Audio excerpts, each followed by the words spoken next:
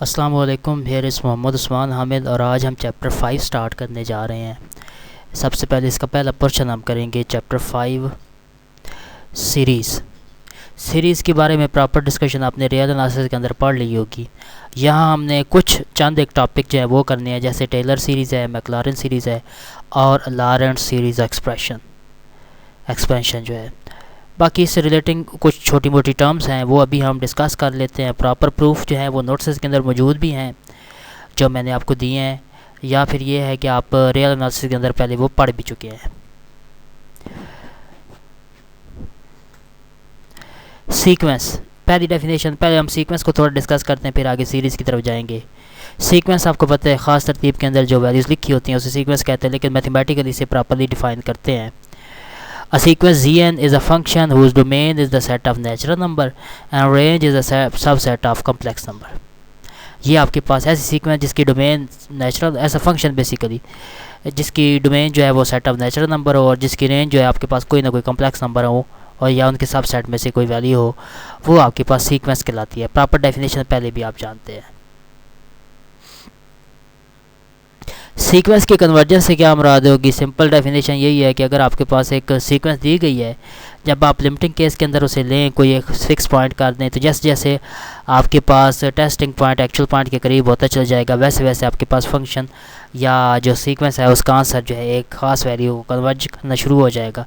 तो वो वैल्यू, वो सीक्वेंस जो है वो कन्वर्जेंस सीक्वेंस कहलाएगी। प्रॉपर डेफिनेशन देख लें, an infinite sequence z1 to zn up to so on of complex number has a limit z if for each positive number epsilon there exists a positive number n naught such that zn minus z its absolute value less than epsilon when n greater than n naught। ये वही बात है, जैसे जैसे आपके पास एक point आता जाएगा, जैसे ही आप उस पॉइंट के नज़दीक होते चले जाएंगे, वैसे वैसे सीक्वेंस से एक ख़ास आंसर देना शुरू हो जाएगी, रिपीटेड आंसर। तो हम उससे कहते हैं कि वो उसकी सीक्वेंस कन्वर्जेंट है। सीक्वेंस की कन्वर्जेंस को ज्योमेट्रिकली हम किस तरह से प्रेजेंट कर सकते हैं अभी मैंने आपको बता दिया है। This mean that for sufficiently large value of n the point z n lie in any given epsilon neighbourhood of. Sequence की कन्वर्जेंस का क्राइटेरिया क्या है? ये ऐसी है कि अगर आपके पास एक कम्प्लेक्स सीक्वेंस है फॉर एग्जांपल, तो वो सीक्वेंस कन्वर्ज कब करेगी? अगर एज अ होल, अगर उसका रियल पार्ट और इमेजिनरी पार्ट कन्वर्ज करेंगे तो इस सूरत में वो सीक्वेंस कन्वर्ज करेगी as a whole. Suppose that z n equals to x n plus iota y n and z equals to x plus iota y, then limit n approaches to infinity zn will be equals to z if and only if limit n approaches to infinity xn equals to x and limit n approaches to infinity yn equals to y। वही बात कि जैसे ही इसके real और imaginary part converge करेंगे, ऐसे ही आपके पास complex sequence converge करेगी। एक एग्जांपल देख लेते हैं जी। शो करें कि आपके पास एक सीक्वेंस है और ये -1 को कन्वर्ज कर रही है, या दूसरे लफ्ज़ों में ये आ सकता है कि आप शो करें कि ये सीक्वेंस कन्वर्जेंट है, और तीसरा ये है कि लिमिट दे दें और कहा जाए कि इसका आंसर फाइंड करें। सीक्वेंस हमारे पास है -1 plus iota -1 power n over n square. देखते हैं जी, limit n approaches to infinity हमने वैल्यू अप्लाई कर दी, प्रीवियस रिजल्ट यूज़ करते हुए लिमिट सेपरेट की इमेजिनरी पार्ट पे और रियल पार्ट पे। जब मैंने सॉल्व किया लिमिट अप्लाई करने के बाद, तो आपके पास आंसर -1 आएगा और यही आपका रिक्वायर आंसर है। अगर आप एप्सिलॉन डेल्टा फॉर्म के अंदर लिखना हो तो फिर आप जी एन माइनस जी जो है आपने पॉइंट जी वो लिखना है। इसे लेस देन एप्सिलॉन किस तरह सिखाना, ये आपके पास सॉल्यूशन पूरा मौजूद है। Less than epsilon any positive smallest positive number होता है, जबकि आपके पास n जब 1 ओवर एप्सिलॉन किसी के रूट से ग्रेटर हुआ तो आपके पास ये आंसर देगा। इसलिए हम कहेंगे कि ये कन्वर्जेंट भी है और इसका आंसर जो है -1 को कन्वर्ज कर रहा है। नेक्स्ट है जी सीरीज़ की definition.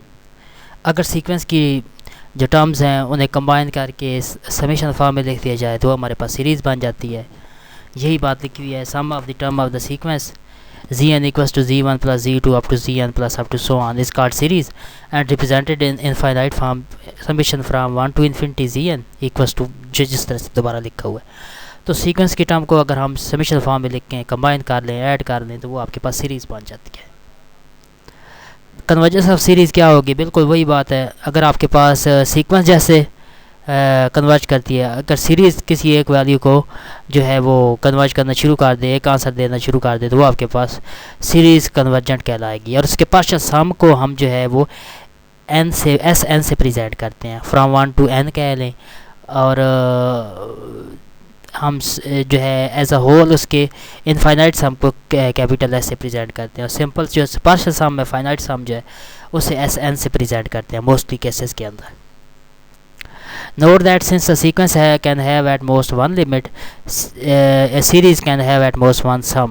When a series does not converge, we say that it diverge. अब एक सीक्वेंस जो है इसकी एक से ज़्यादा लिमिट्स हो सकती हैं। जब आप डिफरेंट आंसर निकालने के तो उससे रिलेटिंग डिफरेंट सम जो है वो भी डिफरेंट आंसर देगा।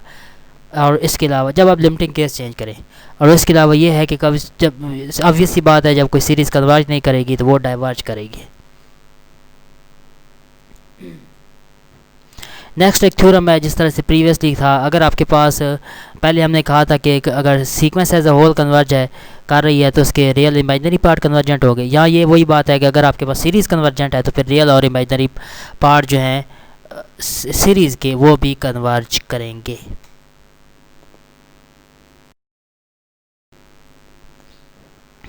कन्वर्जेंस टेस्ट है, ये लास्ट लाइन देख लें। अगर आपके पास सीरीज़ कन्वर्ज कर रही है तो फिर इसकी जो इनफाइनाइट लिमिट है वो ज़ीरो की इक्वल आएगी। जो जनरल टर्म है उस पर लिमिट अप्लाई करें वो आंसर ज़ीरो देगी। ये आपने रियल एनालिसिस के अंदर पहले भी किया होगा। कन्वर्जेंस का होल्ड नहीं करता। डाइवर्जेंस टेस्ट क्या है? अगर आपके पास लिमिटिंग वैल्यू नॉन ज़ीरो है तो फिर इस सूरत में रिलेटिंग सीरीज़ जो है वो डाइवर्ज करेगी।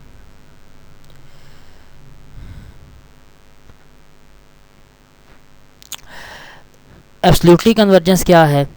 अगर आपके पास किसी भी सीरीज़ का माड जो है वो कन्वर्ज कर रहा है तो इस सूरत में वो सीरीज़ एब्सोल्युटली कन्वर्जेंट कहलाएगी। कंडीशनली कन्वर्जेंट क्या है कि अगर आपके पास एब्सोल्यूट वैल्यू डाइवर्ज कर रही हो लेकिन सीरीज़ इटसेल्फ कन्वर्ज कर रही है तो फिर इस सूरत में आपके पास कन्वर्जेंस जो है वो कंडीशनल कन्वर्जेंस कहलाएगी, या वो सीरीज़ कंडीशनली कन्वर्जेंट कहलाएगी। जी नेक्स्ट अब हम करने जा रहे हैं एक डेफिनेशन है ज्योमेट्रिक सीरीज़। पहले भी आपको पता है ऐसी सीरीज़ जिसमें कॉमन रेशियो जो है वो सेम रहे वो ज्योमेट्रिक सीरीज़ कहलाती है। प्रॉपर डेफिनेशन देख लें। अ series of the form summation from 1 to infinity a power a with multiple of z power n minus 1 plus a z plus a z square plus up to so on is called geometric series. It is convergent series and sum is equals to a over 1 minus c. a आपकी first term होती है और z जो है वो common ratio कहलाएगी। Next है oscillatory series. नाम से शो हो रहा है ऐसी सीरीज़ जो दो वैल्यू के दरमियान में ऑसिलेट करे, जो कि बार बार दो आंसर दे रही हो, या यूँ कह दे कि जिसके सिर्फ दो ही आंसर हों, पहले एक या दूसरा एक या दूसरा, तो वो ऑसिलेटरी सीरीज़ कहलाती है। Any series is said to be oscillatory if neither the partial sum tend to finite and definite limit not tend to plus infinity और minus infinity rather oscillate between two number. कि अगर दो ना ये कोई finite या infinite answer दे बल्कि दो वैल्यू के दरमियान में ऑसिलेट करता रहे तो वो ऐसी सीरीज़ ऑसिलेटरी सीरीज़ कहलाती है। पावर सीरीज़ क्या होगी? ऐसी सीरीज़ जिसमें टर्म्स की पावर आ रही है उसे पावर सीरीज़ कहते हैं। प्रॉपर डेफिनेशन देख लें। Any series of the form summation from 0 to infinity a and z minus z not power n is called power series. इसे एक्सपेंड आप खुद कर लीजिएगा।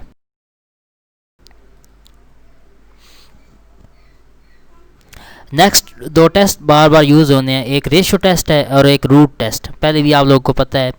रेशियो टेस्ट के लिए हम सपोज करते हैं कि हमारे पास एक कम्प्लेक्स सीरीज़ है और इस तरह से कि अगर हम उस सीरीज़ की जो जनरल टर्म है उसमें एक ऐड करके और एक एज इट इज़ वैल्यू उन दोनों को डिवाइड करें और उस पर लिमिट अप्लाई कर दें और वो एल की इक्वल आ जाए, मतलब उस लिमिट का आंसर जो है उसे हम एल से प्रेजेंट करें। तो रेशियो टेस्ट क्या कहता है कि अगर आपके पास एल की वैल्यू लेस देन 1 हुई तो जो रिलेटिंग सीरीज़ है वो एब्सोल्युटली कन्वर्ज करेगी। अगर एल की वैल्यू ग्रेटर देन 1 या इन्फिनिटी आई तो रिलेटिंग सीरीज़ जो है वो डाइवर्ज करेगी। और अगर एल एग्जैक्टली 1 की इक्वल आ गया तो टेस्ट फेल हो जाएगा। सिमिलर कंडीशन लेकिन थोड़ी फार्मूले का चेंज है तो वो आपके पास रूट टेस्ट बनेगा।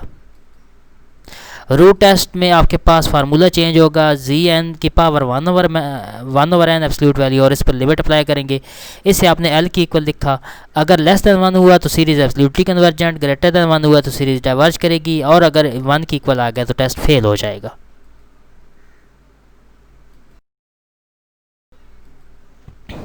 Radius of convergence, disc of convergence या सर्कल ऑफ कन्वर्जेंस, ये क्या होगा ये आपने बताना है। A circle centered at z naught having radius r greater than or equal to 0 for which the power series of the form a and z minus z naught power n converge at every point within the circle z minus z naught absolute value equals to r, then r is called radius of convergence and region or domain of convergence is defined as z minus z naught whole mod less than r। ये आपके पास और r की value जो है वो radius of convergence कहलाएगा। मतलब कहने का ये है कि अगर आपके पास एक पावर सीरीज़ हो, वो एक सर्कल के अंदर लाई कर रही हो या उस सर्कल को ही जो है वो प्रेजेंट कर रही हो, तो फिर इस सूरत में जो रेडियस होगा वो रेडियस ऑफ कन्वर्जेंस कहलाएगा। और अगर यहाँ एक बात बताता चलूँ कि अगर आपको कहा जाए कि इसका सर्कल ऑफ कन्वर्जेंस या डिस्क ऑफ कन्वर्जेंस फाइंड करें, तो आपने just z minus z not mod equals to r जो है ये कंडीशन सेटिस्फाई करवानी है। और अगर कहें कि वो डोमेन या रीजन फाइंड करें तो z minus z not mod less than R जो है ये आपके पास डोमेन होगी। तो मेन आपने रेडियस ऑफ कन्वर्जेंस फाइंड करना है। तो रेडियस ऑफ कन्वर्जेंस फाइंड करने का तरीका क्या होगा, वो आपके पास ये है कि आपके पास एक पावर सीरीज दी जाएगी, आप रूट टेस्ट या रेशो टेस्ट यूज़ करते हुए एल की वैल्यू फाइंड कर लेंगे। एल की वैल्यू का रेसिप्रोकल जो होगा वो आपके पास रेडियस के इक्वल आएगा, मतलब रेडियस ऑफ कन्वर्जेंस के इक्वल आएगा। अब एक एग्जांपल देख लेते हैं। आपके पास एक जो है कम्प्लेक्स वैल्यू दे दी गई है, आपने सर्कल ऑफ कन्वर्जेंस फाइंड करना है। तो गिवन को कंपैरिजन करते हैं, कंपैरिजन किया, ए एन आपके पास nth टर्म जो है वो 1 + 1/n n पावर n आ जाएगा। इसे आपने ए एन का नाम दे दिया, जी माइनस जी नॉट होता है। पावर सीरीज़ के साथ कंपैरिजन किया, पावर सीरीज़ के साथ कंपैरिजन करने के बाद जी नॉट की जगह 0 पुट कर दिया क्योंकि है ही वही कंपैरिजन में। ये दो वैल्यू आ चुकी हैं, आपने ए एन वाली वैल्यू यूज़ करनी है तो ए एन एन की जगह n+1 पुट कर दें। रूट टेस्ट यूज़ करते हो, बल्कि यहाँ रूट टेस्ट यूज़ करना है, इसलिए आपने ए एन की जगह जो है वो जी एन रिप्लेस कर देना। जी एन रिप्लेस करते हुए इसमें से एल की वैल्यू आप फाइंड कर लेंगे। एल की वैल्यू आपके पास आ जाएगी। एल की वैल्यू फाइंड करते हुए ये क्या आया आपके पास 1 + 1/n, n और ऊपर 1/n था, तो n और 1/n दोनों कैंसिल, बाकी 1 + 1/n और ऊपर n आ जाएगा। ये इसके पास आपके पास एक प्रीवियस रिजल्ट है, e की इक्वल आता है, तो आपके पास ये आंसर जो है वो e की इक्वल आ जाएगा। तो r की l की वैल्यू आ चुकी है, l का रेसिप्रोकल लीजिएगा, वो आपके पास r यानी कि रेडियस ऑफ कन्वर्जेंस की इक्वल आ जाएगा। सर्कल ऑफ कन्वर्जेंस अगर है तो z minus z not mod equals to R होगा। वैल्यू पुट कर दें, जी नॉट की वैल्यू आपके पास 0 है, आर की वैल्यू पुट कर दी, और तो ये आपके पास सर्कल ऑफ कन्वर्जेंस होगा।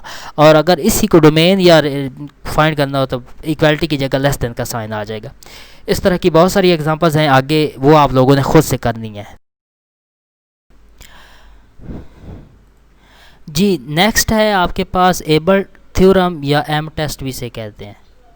स्टेटमेंट देख लें कि अगर आपके पास एक पावर सीरीज़ है, सेंट्रल पॉइंट जिसका जी नॉट है, कन्वर्ज कर रही है दो डिफरेंट पॉइंट पर, तो सीरीज़ एब्सोल्युटली कन्वर्ज करेगी किसी पॉइंट जी के लिए अगर जी माइनस जी नॉट मॉड जो है वो लेस देन हो जी1 माइनस जी नॉट के। कंसीडर करते हैं कि आपके पास एक पावर सीरीज़ है, कन्वर्ज कर रही है जी1 पर, तो फिर इस सूरत में वो कन्वर्जेंस टेस्ट के मुताबिक इसकी nth टर्म की लिमिटिंग केस में वैल्यू जो है वो 0 की इक्वल आ जाएगी। This implies that sequence of nth partial some is bounded such that आपके पास ये इसके nth टर्म बाउंडेड होगी। क्यों? क्योंकि इसकी nth टर्म की absolute value less than m होगी। अगर ऐसी बात है तो हम मॉड सेपरेट करते हैं, ए एन अलग से, जी1 जी नॉट पावर n अलग से, लेस देन m है, हम ए एन साइड पे रखते हैं, जो जी वाली वैल्यू है वो दूसरी साइड पे डिवाइड कर देते हैं। नेक्स्ट स्टेप के अंदर आपने क्या करना है, नेक्स्ट स्टेप के अंदर आपने अपनी तरफ से z minus z not mod power n जो है वो एक जो है क्या कहते हैं मल्टीप्लाई कर देनी है, दोनों साइड पे मल्टीप्लाई कर दिया। इसके बाद राइट साइड पे आपने वैल्यू कंबाइन मॉड कॉमन ले लिया और पावर n कॉमन ले ली। इसके बाद नेक्स्ट जो है वो समेशन अप्लाई कर दिया, इस इक्वेशन वन का नाम दे दिया। अब हमें पता है कि राइट साइड पे जो वैल्यू समीशन के अंदर लिखी हुई है ये आपके पास एक ज्योमेट्रिक सीरीज़ है। जब इसे एक्सपेंड करेंगे और कंडीशन क्या होगी, इसकी कॉमन रेशियो लेस देन 1 होगी आपके पास। तो कंपैरिजन टेस्ट के मुताबिक अगर आपके पास इक्वेशन 1 के अंदर देखें, अगर मोस्ट वैल्यू कन्वर्जेंट है तो फिर इससे लीस्ट जो सीरीज़ होगी वो भी कन्वर्जेंट होगी, और यही आपका रिक्वायर आंसर है। This implies that series absolutely convergent. अगर मॉड कन्वर्ज है तो सीरीज़ कन्वर्जेंट होगी एब्सोल्युटली।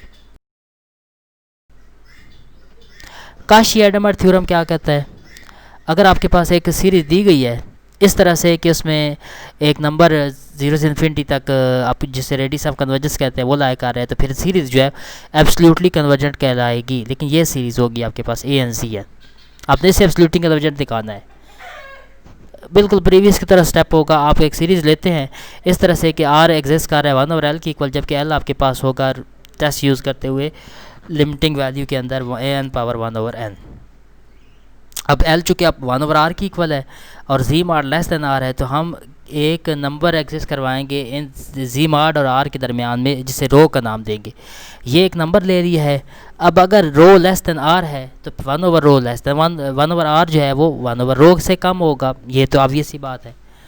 तो 1/r किसकी इक्वल है आपके पास, an पावर 1/n की इक्वल है, ये लेस देन 1/रो के आ जाएगा। तो यहाँ तक करने के बाद आपने पावर जो है वो n दोनों साइड पे ले लेनी, तो an की पावर जो है कैंसिल हो जाएगी और रो की पावर n आ जाएगी। फिर इसके बाद आपने अपनी तरफ से z mod पावर n जो है वो मल्टीप्लाई कर दिया, फिर समीशन अप्लाई कर दिया। फिर अगेन कंपैरिजन टेस्ट यूज़ करेंगे। आपके पास मोस्ट सीरीज़ जो है वो ज्योमेट्रिक सीरीज़ है और z mod ओवर रो लेस देन 1 कंडीशन के तहत जो है वो कन्वर्ज कर रही है, तो इसका मतलब ये है कि आपके पास लीस्ट या छोटी सीरीज़ जो है वो कन्वर्ज करेगी। तो अगर ऐसी बात है तो रिलेटिंग सीरीज़ जो है एब्सोल्युटली कन्वर्जेंट होगी आपके पास।